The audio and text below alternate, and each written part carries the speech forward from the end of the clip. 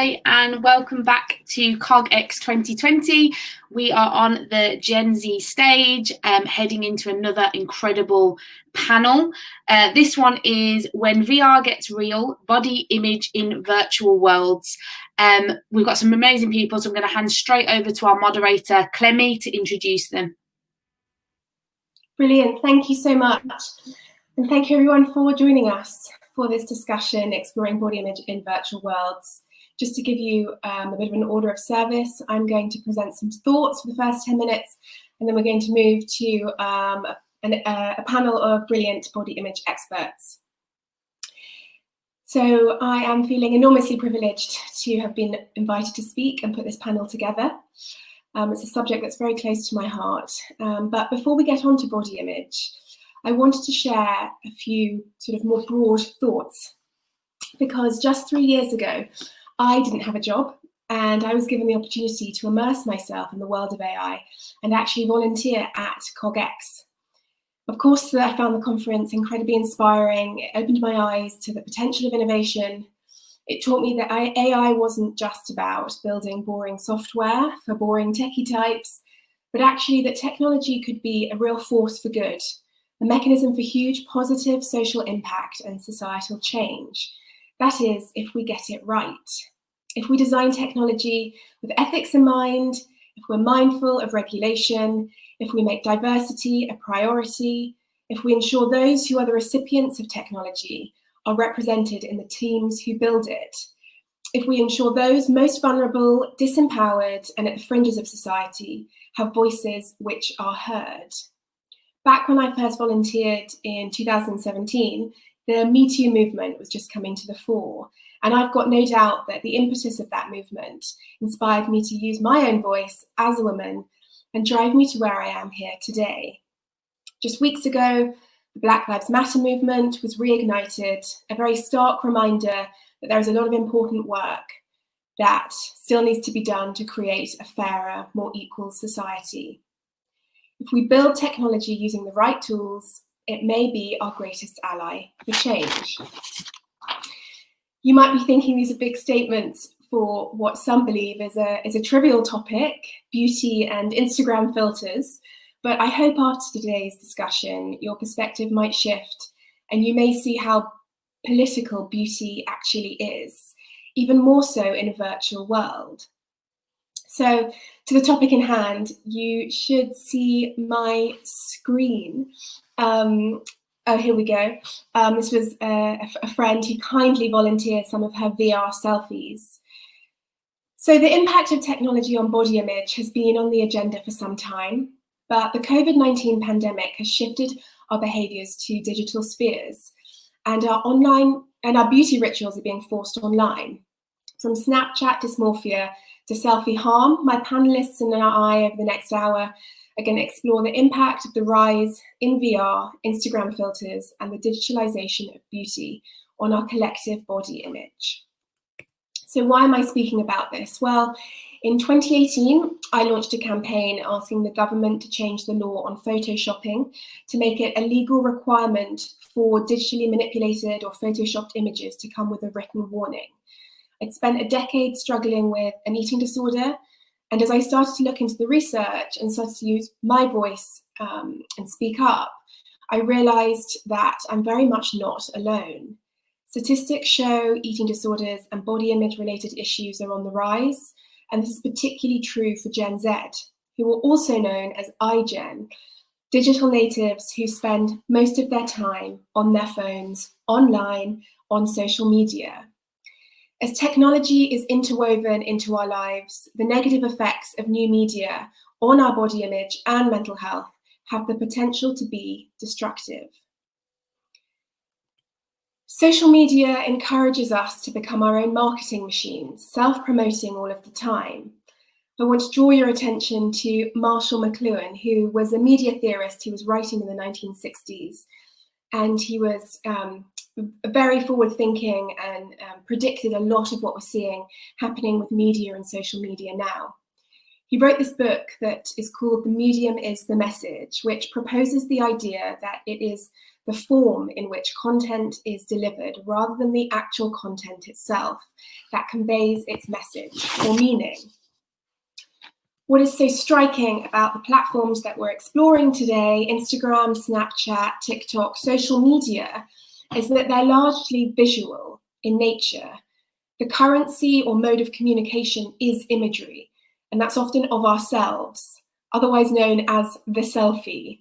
These platforms encourage us to become defined by our own self-image, by our own physical image, encouraging a form of self-objectification, whereby we see ourselves as passive objects for use rather than active human beings.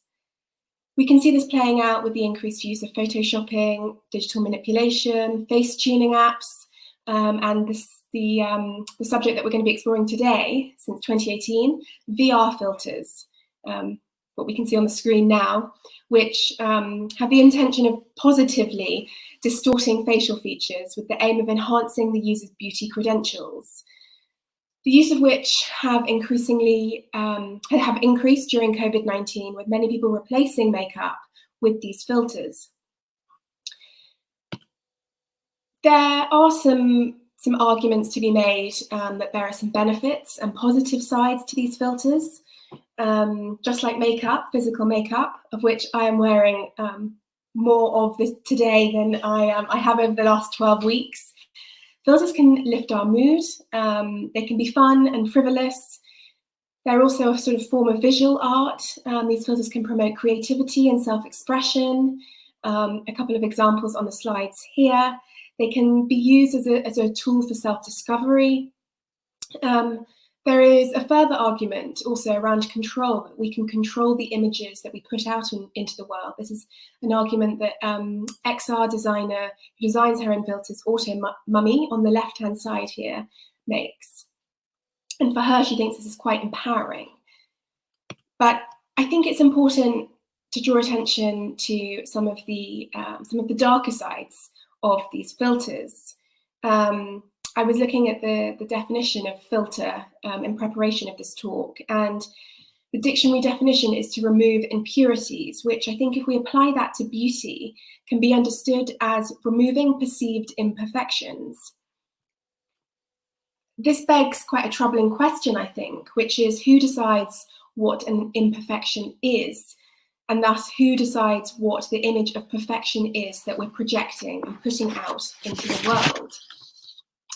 If you're familiar with these filters or you've used them before, you will be aware that they promote quite a narrow beauty ideal, one that replicates the ones that we see in magazines, in high fashion, that is exemplified by the Hadid sisters, the Kardashians, often light skin, big eyes, plump lips, narrow jaws. Auto Mummy says that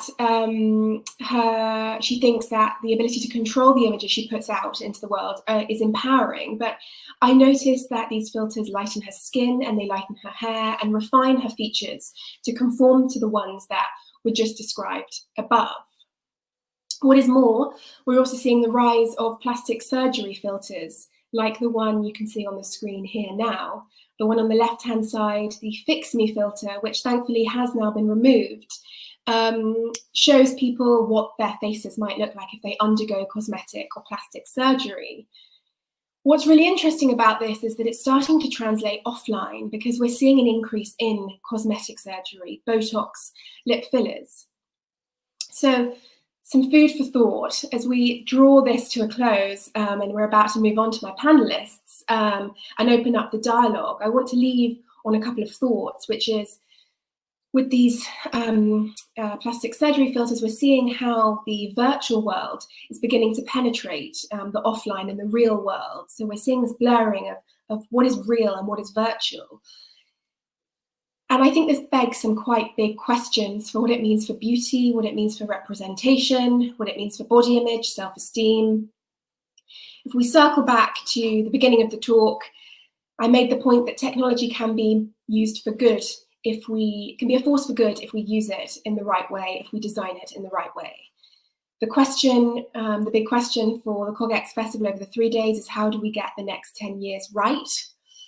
with this thought that technology does not have to be deterministic, I want to leave this presentation and then move to my panel and put, for the next 40 minutes, the question to be, how do we get the next 10 years of Instagram filters right? So I am going to, another very kind friend who volunteered some selfies here. I'm now going to bring on my panelists. I might need to stop sharing this screen. So first we have Nadia Craddock, who is a body image researcher at the Centre for Appearance Research. Swarnima Bhattacharya, who is the founder of TheaCare, a health coaching consultation service. And finally, we have Alexia Inge, who is a former model and CEO and co-founder of Cult Beauty. Hello. Hello, thank you all for joining. So some food for thought there. I'd love to kind of open the discussion with a sort of broad question, which is really your perspective on the digitalization of beauty and this idea of beauty ideals being in the digital realm today. Why this is, what this means. Alexia, I'd love to begin with you. I think that's you pointed out a couple of tribes, but one thing that we see a lot of in beauty is quite a big range of beauty tribes. So you have one of the tribes which I think people are probably most familiar with is the Instaglam tribe. So the tribe of artists who taken makeup to another level, and it's makeup looks that you wouldn't necessarily see on the street or translate to real life, but there's true artistry in there. I think, you know, that there's definitely a negative side to all of this, but I also would like to talk about the positive side, because beauty is fun. It's funny, it's creative, and actually it is also a form of escapism at a time where I think we all need a little bit of an escape. It's not quite a holiday in the south of France, but it is actually something that can take you away from yourself for a morning or an afternoon. But then you have these sort of other extreme tribes where people have had a huge reaction to that first generation of Instagrammers and influencers that came through with the original sort of, it was sort of a filter of their life that they put on themselves rather than a VR one. And I think a lot of Gen Z Instagrammers have had a real reaction to that, in that just taking off all makeup, not wearing makeup, not having good lighting, not pre-filming, showing spots, and just celebrating who they are in you know, when they wake up in the morning. So there's just such a breadth and the range of people and content and tribes out there. But ultimately, I think the purest form is to have fun and be creative. But we're going to talk about all elements as well. Thank you. Swarnima, you're based in India, in Delhi, am I right? Yes. Yeah. How is digital beauty playing out there? You know, when we talk about beauty and body image, especially now that we're talking about the mediation of technology, I think there's something we need to talk about is, you know, broadening the definition of body image. You know, body image is not just about how I'm looking or, you know, about beauty, but it's about one's relationship, one's own body, and how, you know, the body occupies the socio-cultural and economic space. So it is mediated by health issues, it is mediated by history of trauma, it can be mediated by race, caste, gender, and so many such things. And given this, you know, I feel that, you know, the internet has been a democratized space so that all bodies can find a space for themselves, and all, you know, expressions of self and expressions of individuality can find space for themselves. You know, Alexia said that definitely, you know, there is a negative side to it. We all know that there has been a negative side on body image, mental health, all of that. But we have to look at the subversive potential of using technology for body image as well. For instance, there are so many acid attack survivors, especially in the global south, and I can speak about my country, where they are using Snapchat filters to reach out to audiences, to share their message. Just a few years ago, like 20 years ago or a generation ago, this was not possible. These were stigmatized experiences.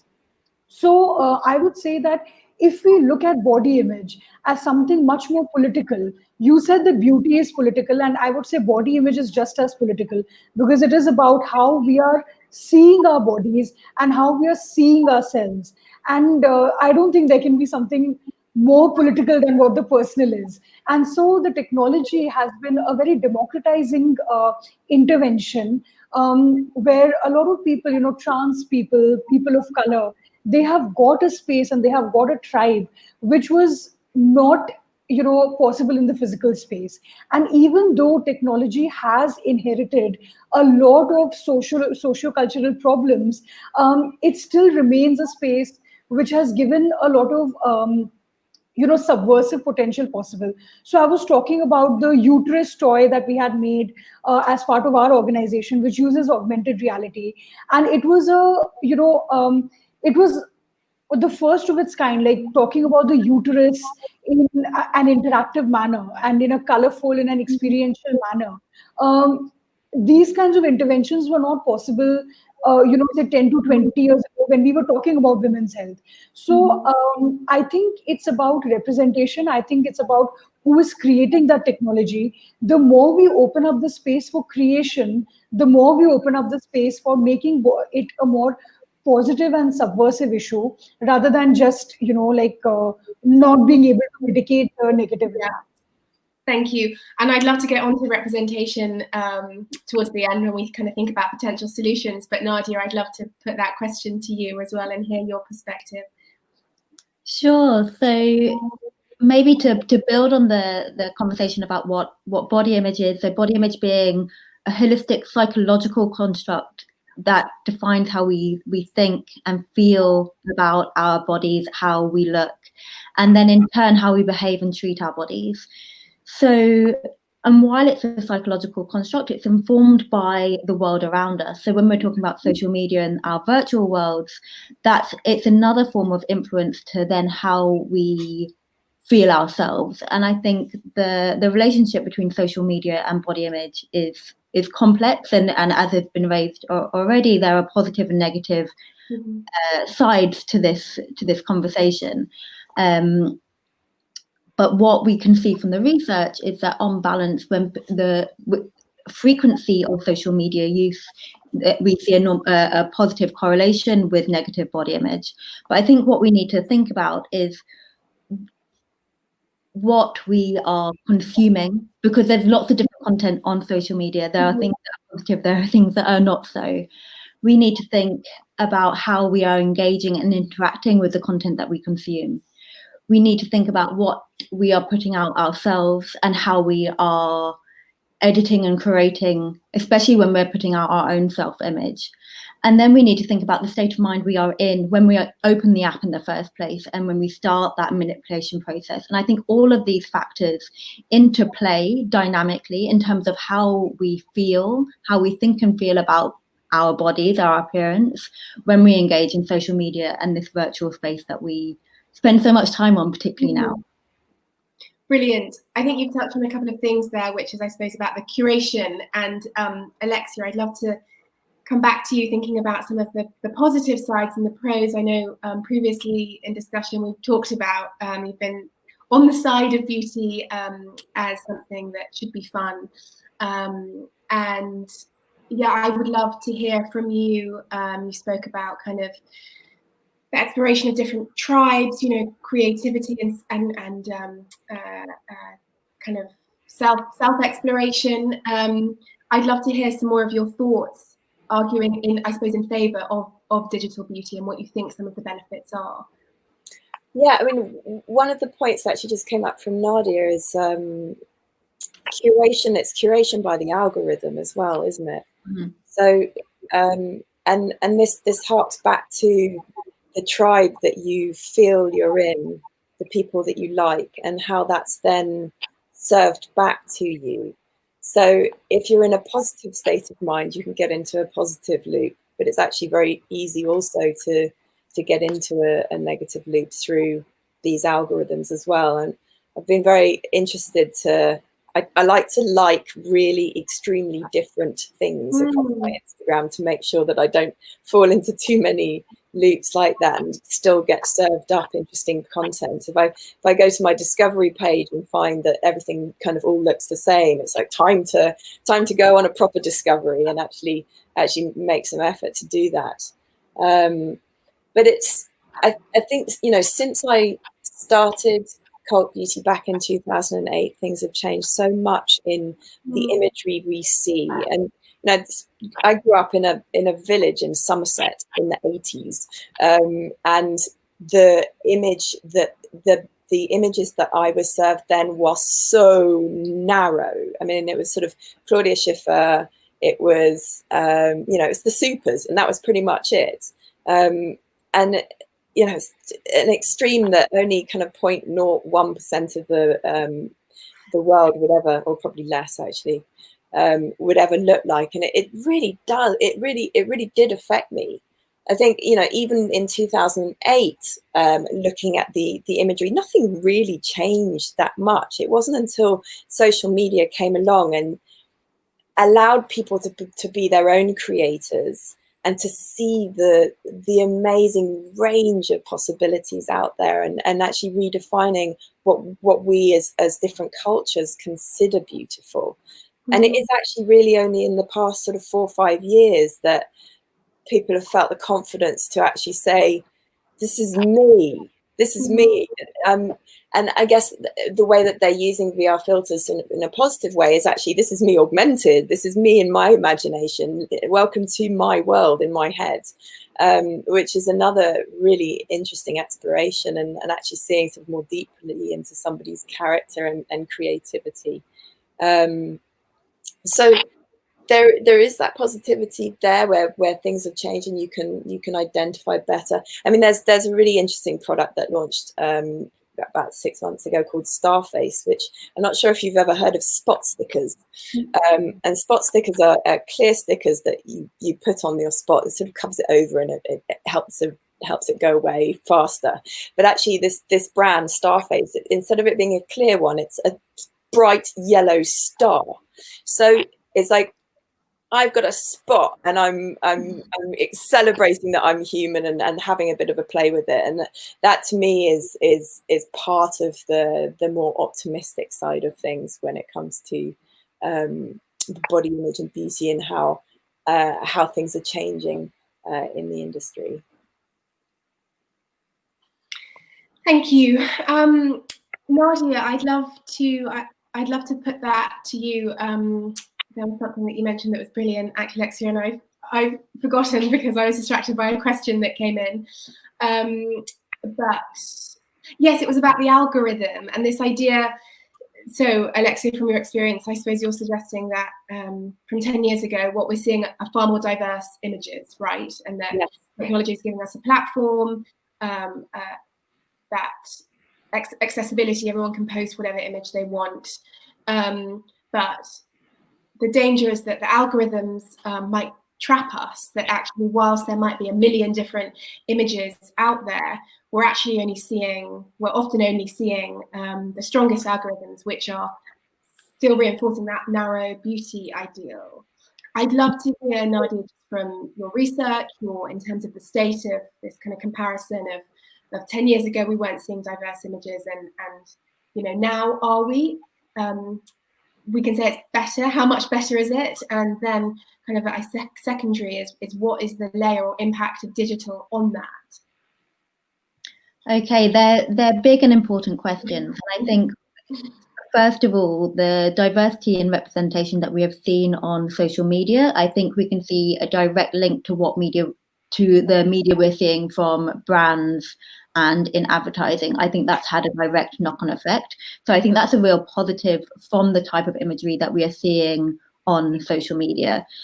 I think in terms of the ideals we see, the algorithm, I think the algorithm, as you say, can be the trap, because if you are engaging only with very idealized images, if that's who you're following, if that's who you're liking and making comments on, that's what's going to come up into your explore place. And it could be even more negative and toxic than that if someone has an eating disorder, if they are going down the kind of pro-ana type track, and then that's the content that will come up more and more, and then with the sponsored content as well. So I think that's, but I think that's where we see this dark tunnel. However, I think this is a real opportunity for tech platforms to create positive change, because I think you can change an algorithm. If you can direct an algorithm to promote negative content, you can do the reverse. If you're tracking people in one way, you can disrupt that negative flow. And there's work that my colleagues at my research centre are doing in terms of micro interventions, so small light touches that provide an immediate relief on body image. And this can be done through social media. So a little game, some kind of informational content where you then are engaging, and that maybe can take you a step back from that negative spiral that you might be falling down. So I think while when we're speaking about the algorithm, you definitely can go in that spiral of seeing more and more idealized images, and if you're not if you're in a vulnerable position to begin with, that can be really toxic. But I think this is where we see an opportunity from the world of tech to disrupt that cycle and actually foster positive well-being among young people. Swarnima, do you have any thoughts to build on what we've just explored? Yeah, so I think there are two words that I would like to pick up on. One is, of course, self-exploration that I think, Alexia talked about. And I think that is where the crux of the matter is, We know that there are these issues like Snapchat dysphoria. A cosmetic doctor actually coined this term where people are, coming for more cosmetic surgeries to align more with what they're looking like on social media. So those things are there. And, psychologists have spoken so much about maladaptive body comparison processes and all those things. However, what I feel is that this is perhaps, some of the first moments in the history of, the way women are looking at each other, that the notion of self-exploration has come in, if I'm taking a selfie, yes, maybe I'm, conforming to some kind of social, beauty standards with my, with a pout and all those things. But there are so many people who are also subverting that. There are so many people who are also changing that. Now there are accounts on Instagram, for instance. If you look at the body positive, hashtags, there are millions and millions of posts and millions of views where there is, people are showing their cellulite, their wrinkles, endometriosis scars, and talking about their eating disorder recoveries. So that is there. But the second thing that you spoke about, the algorithm, the question is that what are we consuming and what is being incentivized? At the end of the day, algorithms are going to, from the little that I understand, algorithms are actually responding to a question of demand and supply. So what are content creators incentivizing? Are the content creators incentivizing the right things? Are people looking for the right things? So the question of curation becomes very important. There was a study that was done in where some 200, young girls and women were, they underwent this study, where it showed that if they're curating a positive, feed for themselves on Instagram, it does cause at least a temporary, alleviation of mood and self-perception about body image. So that has to be acknowledged. So there is I would say that self-exploration and curation become really important in this context. Yeah, and I think this point around self-exploration is really interesting, particularly when we're talking about self-exploration on a platform which is in many ways already determining what our expression of self will be. And we mentioned representation, and there is a question here, which is that the lack of diversity of people working in tech has been mentioned throughout the conference. What impact do you think this will have on VR beauty?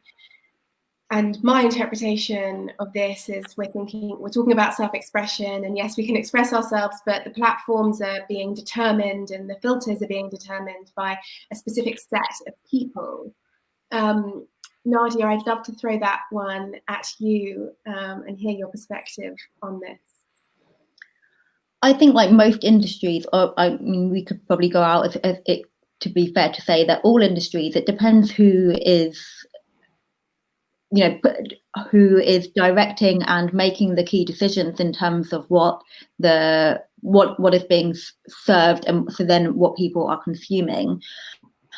I think, and I have heard, this is not my expertise, but with Instagram, that there is a suppression of, and it's come out and has especially come to light over recent weeks with the conversation around the Black Lives Matter movement, around the suppression of Black influencers, for example.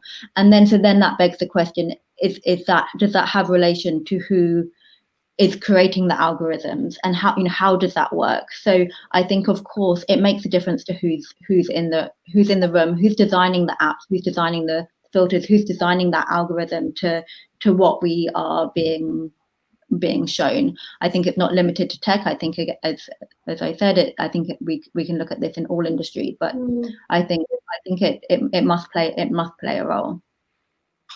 Alexia, I love your thoughts on this, because it's something I was thinking about, these comparisons of VR filters and makeup, and this idea of, we're concerned about putting specific bias into these filters. But of course, with makeup, for example, like for a long time, there was only a specific set of colors available, and we've seen kind of a diversification in recent years of broader and more inclusive makeup ranges. So I'd love to hear your thoughts kind of on those two comparisons, and perhaps, what we could learn from the beauty industry. And I think Nadia's point's very relevant, actually. It is across the board in all industries, because in every industry there is an edit.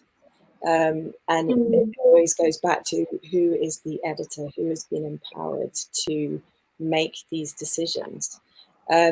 What's really interesting about now and about the last, even just in the last year, is how much consumers have started to understand their power to group together and become editors themselves. So the one thing that I've definitely noticed in the consumer base is understanding power, and understanding that with buying a product of any side, whether it's a filter or a makeup product, it is essentially a vote. It is a vote for that company that you are giving your money to, whether it's Instagram or whether it's a beauty company. And that understanding is something that's almost become inherent in the Gen Z. The millennials probably started it. I mean, there's always been talked about consumer power, but that's always been more of an industry term than actually a consumer understanding. And especially over the last, I think it started really very much with Me Too, that you spoke about before, but actually with Black Lives Matter as well. It's become more and more powerful as an understanding, grouping together, asking questions of the people that you are potentially going to give your money to, your vote to as a consumer. And that is where I think we are going to see a real change for good when it comes to diversity.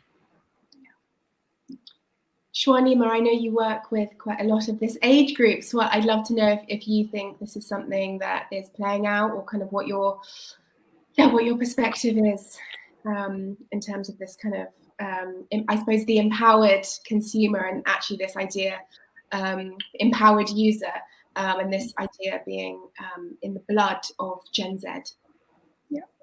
Yeah. Actually, I very much believe in the notion of the empowered consumer, because I work in an industry like women's health, and this has traditionally been considered such a niche industry, such a small industry, all those things. But it is because of empowered consumers who are asking the right questions and questioning the right things that industries like these are growing.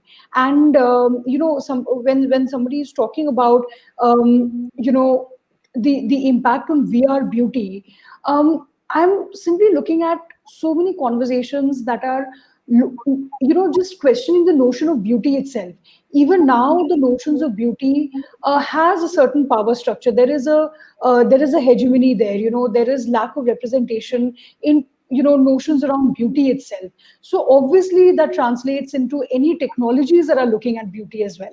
But over here, I would say that when it comes to technologies for beauty and brands regarding beauty, a lot of people of color are increasingly, pushing their way in very powerfully. And Alexia said this very correctly, that a consumer is actually a vote, and so many of these companies are actually growing in number.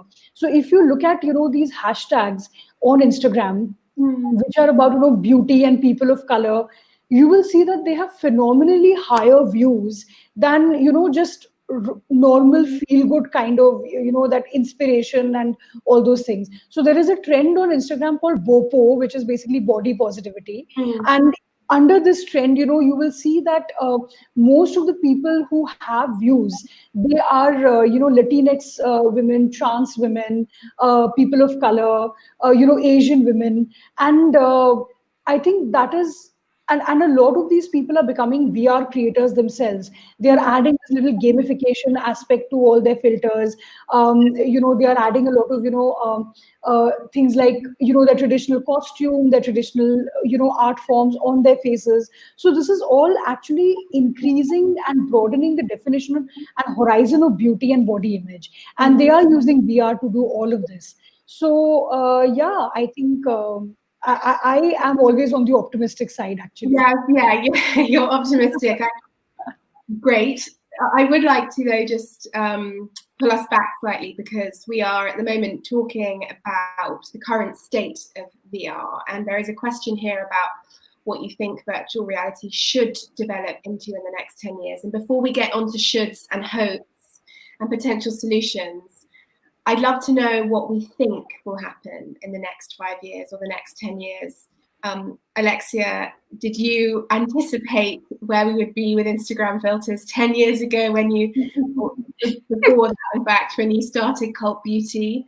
So, from where we are now, what do we think could happen? I think, there's no end to human creativity. So it is a difficult thing to imagine. I mean, anything to do with the internet, even 10 years ago, was pretty difficult to imagine. I think one of the founding principles of Cult Beauty is transparency, and I think that is something that has to come hand in hand with any of these innovations, is to understand that this is a filter, that I am having fun and I am showing my innermost creativity, but this isn't me. This is a play, this is a stage show that I am putting on for you right now. And then I'm going to take my mask off and I'm going to be very happy to carry on in this way that you see me right now. I think transparency is absolutely the key to stopping this from becoming insidious and actually damaging to people. It's giving people a north to follow, to understand, like, this is what reality is, and this is fun. This is a fun manipulation of reality, or it's a manipulation of reality for a political message, or just to get a specific message around. But actually admitting that it isn't reality is really, really important too. Nadia, I'd love to hear your perspective on this. Where do you think we might be in, I suppose, maybe a worst case scenario, in fact, and then in the final 5 minutes we'll go to our optimistic solutions and our hopes for tech in the future. But where could we be in 5 or 10 years with filters and how that relates to beauty and body image? I think we might get it might become more polarized in terms of the virtual reality might become even further away and more distorted from what reality is. And then with the backlash of people just posting a picture completely unfiltered and be like, look, this is me, here we are, that's it. So then we do have that differentiation. And I think the concern for me always will be is the process of comparison and the understanding that these things are not real, and we don't want to create that benchmark that we are trying to aspire to something that is not attainable. So right at the beginning you spoke about Photoshop and how, you know, everyone was kind of, when it comes to the fashion industry, the beauty industry, we're like, no, absolutely no Photoshop, like we shouldn't be doing all of these edits, but then we are doing them to ourselves through the filters. So I think this is a really nuanced conversation, and I don't want to say categorically filters should absolutely go. I think there needs to be a lot of media literacy around understanding how this works. So going back to Alexia's point of transparency, I think is really important. But I think, yeah, I think we just need to be very mindful of that, and the fact with the filters that we are hyper focusing on these ideas of of having to achieve this perfection, because I think that can cause anxiety. So putting out selfies, even if they have a filter on, even if they've been manipulated, even if we picked the best out of 1 out of 100 photos, that can still cause anxiety, because we're still thinking about why we're putting those photos up. Are we looking for validation? Are we looking for reassurance? And I think it's a broad, complex thing, and I think we can't make sweeping statements around it. So we've got a few minutes left. I would love to know, we've spoken about representation, the role of algorithms, polarization, that we could potentially use VR to make political statements. I'd love to know what your kind of hope. There is a question here. How do you think virtual reality should develop in the next 10 years? So I'd love to hear from each of you how you think it should be developed. Let's go with you first, Swarnima. Yeah, so, you know, I am always, thinking of cautious optimism, obviously. So I think Nadia is absolutely right that there will be a polarization first. And we are seeing that polarization in terms of when we first came onto the internet and we looked at social media, we were first all agog, with the possibilities of, transforming our faces and transforming our realities. And now we are, there is a collective moment of reckoning where we're seeing that, there has to be a pushback. So some time ago, there were teenagers who made a petition against Teen Vogue that, please stop putting airbrushed images and photoshopped images of teenagers in the magazine and things like that.